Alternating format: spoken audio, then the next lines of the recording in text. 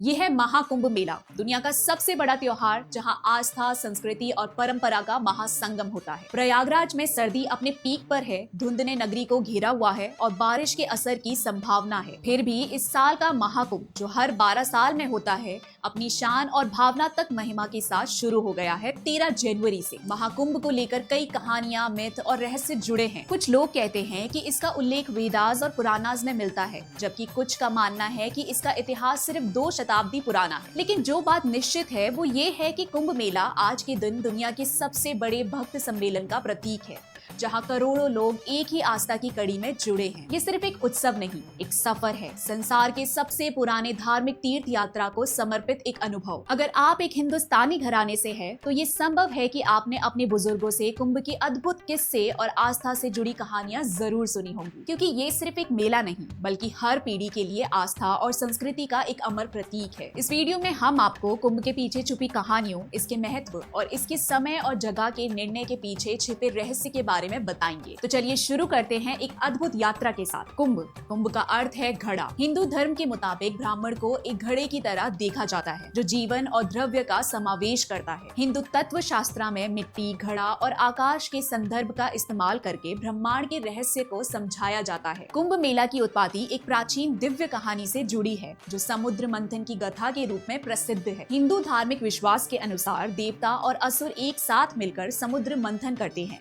जिसका उद्देश्य अमृत यानी अमर होने का रस प्राप्त करना होता है। ये मंथन 12 दिन और रात तक चला, और ध्यान रहे कि देवताओं के एक दिन और रात मनुष्य के लिए 12 वर्ष के समान होते हैं। मंथन के समाप्त होने पर अमृत से भरा एक कुंभ यानी घड़ा निकला। अमृत के इस कुंभ की 4 बूंदें धरती पर गिरी, और वो स्थल है प्रयागराज, हरिद्वार, नासिक और उज्जैन। ये जगहें पवित्र मानी जाती हैं, और यहाँ स्नान करने, ध्यान लगाने और मंत्र उच्चारण करने से व्यक्ति आत्मा शुद्धि और ज्ञान प्राप्त करता है। इसी दिव्य गाथा की याद में कुंभ मेला का आयोजन किया जाता है।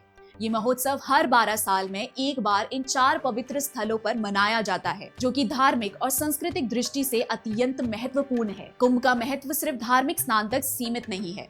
ये एक मानविकता और स्पिरिचुअल जागरूकता का उत्सव है, जो भारतीय संस्कृति की गहराई को दर्शाता है। कुंभ मेला का समय ग्रहों की स्थिति पर आधारित होता है, जिसमें सबसे महत्वपूर्ण ग्रह बृहस्पति माने जाते हैं। कुंभ मेला का आयोजन इन ग्रह गतियों और राशि के ज्ञान और ध्यान में रखते हुए किया जाता है। हिंदू ज्योतिष के अनुसार वृषभ, टॉरस दूसरे नंबर की राशि है, कर्क, कैंसर चौथे नंबर की राशि है, सिंह, लियो 5वें नंबर की राशि है, और कुंभ, एक्वेरियस 11वें नंबर की राशि है। कुंभ मेला का प्रबंधन इन राशि और ग्रह की गतियों के आधार पर होता है, जिसमें हर 12 साल में 4 मुख्य स्थलों पर मेला का आयोजन होता है। सबसे पहले प्रयागराज में महाकुंभ होता है, जहां हर 12 साल में एक बार ये धार्मिक संगम होता है। इसके बाद नासिक में कुंभ मेला 1 वर्ष के बाद होता है, यानी प्रयाग के कुंभ के 3 साल बाद नासिक में मेला का आयोजन होता है। उसके तुरंत बाद उज्जैन में प्रयाग और नासिक के बीच एक और कुंभ मेला होता है, जो 12 साल के साइकिल का हिस्सा होता है। फिर हरिद्वार में कुंभ मेला 6 साल बाद होता है,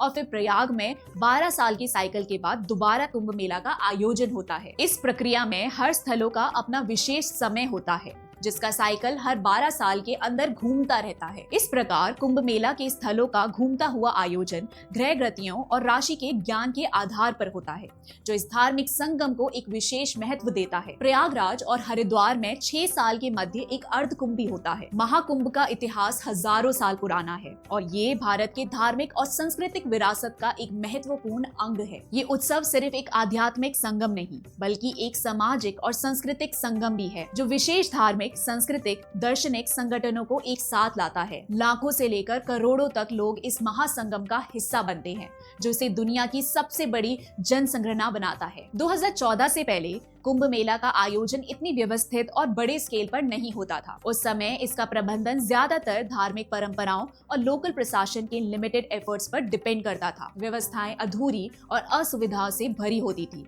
जिसकी वजह से यात्रा और प्रबंधन में कई प्रॉब्लम्स होती थी। लेकिन मोदी सरकार के आने के बाद कुंभ को एक ग्लोबल इवेंट बनाने के लिए काफी सारे काम किए गए। High tech security systems, advance crowd management tools और डिजिटल टेक्नोलॉजीज का इस्तेमाल करके इस उत्सव को एक नए स्तर पर ले जाया गया है। ड्रोन सर्विलेंस, बायोमेट्रिक रजिस्ट्रेशन और रियल टाइम क्राउड मॉनिटरिंग जैसे मॉडर्न उपाय वास्ट क्राउड्स को संभालने के लिए लागू किए गए हैं। डिजिटल प्लेटफॉर्म्स का इस्तेमाल करके इसकी प्रचार प्रसार भी की गई, जिसे एक ग्लोबल फेथ इवेंट के रूप में स्थापित किया गया, जो भारत की सांस्कृतिक धरोहर और धार्मिक महत्व को दुनिया के सामने रखता है। आज के समय में कुंभ मेला प्राचीन परंपराओं और आधुनिक सुविधाओं के बीच एक संतुलन बनाकर रखता है। ये प्रयास न सिर्फ महोत्सव के आयोजन को बेहतरीन बनाते हैं, बल्कि भारतीय संस्कृति और आधुनिकता के गौरव को विश्व मंच पर और ऊंचा उठाते हैं। महाकुंभ मेला का एक और खास पहलू है अखाड़ा स्नान। अखाड़ा जो धार्मिक और शारीरिक शिक्षा के केंद्र है, महाकुंभ के मुख्य अंग है शाही स्नान, जो सबसे शुभ स्नान माना जाता है। इन अखाड़ों के साधु संत करते हैं। ये वही संत हैं जो हिमालय में तपस्या करते हैं और पब्लिक में कभी नहीं दिखाई देते,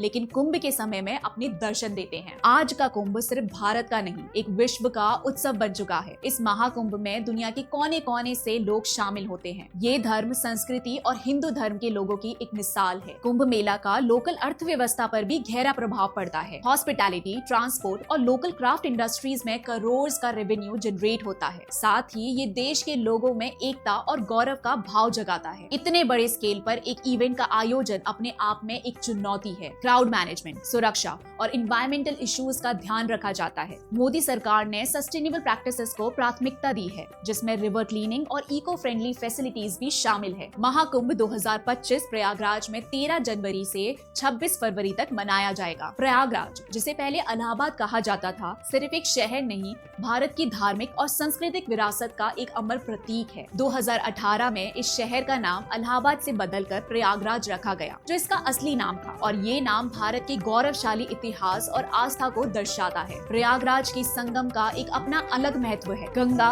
यमुना और काल्पनिक सरस्वती का संगम यहाँ होता है। ये सिर्फ एक ज्योग्राफिक जगह नहीं, एक आध्यात्मिक जगह है जहाँ डुबकी लगाने से पाप मिट जाते हैं और मोक्ष की प्राप्ति होती है। इस बार का कुंभ अंतर्राष्ट्रीय धार्मिक और सांस्कृतिक उत्सव का एक अद्भुत प्रदर्शन होगा। यह कुछ महत्वपूर्ण तिथियां हैं। 13 जनवरी पौष पूर्णिमा, 14 जनवरी मकर संक्रांति, 29 जैन मौनी अमावस्या, 3 फरवरी बसंत पंचमी, 12 फरवरी माघ पूर्णिमा, 26 फरवरी महाशिवरात्रि। इस वर्ष कुंभ में लगभग 40 करोड़ लोगों के शामिल होने की संभावना है, जो इसे दुनिया के सबसे बड़े सम्मेलन के रूप में दर्शाता है। 27 जनवरी को सनातनों की एक अत्यंत महत्वपूर्ण बैठक होगी, जिसमें धर्म, राष्ट्रीय मुद्दों पर विचार विमर्श किया जाएगा। ये बैठक भविष्य के लिए एक नई दिशा तय करेगी और सामाजिक और सांस्कृतिक स्थिरता में योगदान देगी। ये कुंभ न सिर्फ धार्मिक उत्सव होगा, बल्कि भारत की धरोहर और संस्कृति का वैश्विक प्रदर्शन भी करेगा। कुंभ सिर्फ एक मेला नहीं, एक धार्मिक यात्रा है, जो जीवन के अस्तित्व और आत्मा की खोज का सफर है। तो तैयार हो जाइए इस महा उत्सव का हिस्सा बनने के लिए। कुंभ 2025 का स्वागत करें। इसी के साथ मिलते हैं अगले वीडियो में। तब तक के लिए जय हिंद।